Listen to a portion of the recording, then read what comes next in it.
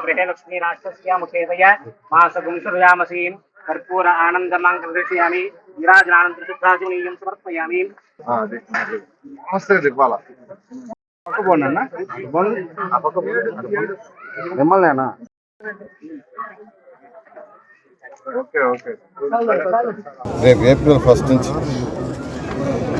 First నుంచి ఏ మున్సిపాలిటీలో వచ్చే కలెక్షన్స్ వాళ్ళే ఖర్చు పెట్టేటట్టుగా, అంటే వాళ్ళ కౌన్సిల్ రిజర్వేషన్ చేసుకొని వాళ్ళ లైట్లు ఖర్చు పెట్టుకోవాలా, రోడ్లు అవసరం ఉందా, డ్రింకింగ్ వాటరా, లేకంటే స్టామ్ వాటరా అనే విధంగా ముఖ్యమంత్రి గారు ఇన్స్ట్రక్షన్ ఇచ్చారు.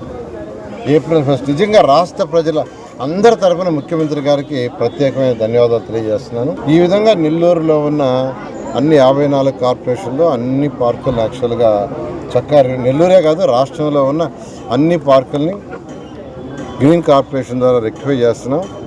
నేను నెల్లూరు ప్రజలకు ఒకటే చెప్పేది,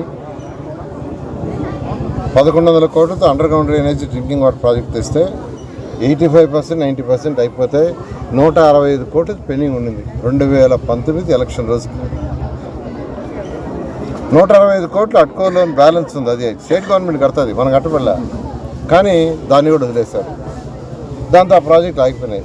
మళ్ళీ ఈరోజు అది బ్యాక్ తీసుకోవాలంటే FRBM రేట్స్ అనే లిమిట్స్ వస్తే ఈ మధ్య ముఖ్యమంత్రి గారు అడిగితే వారు యాక్సెప్ట్ చేశారు.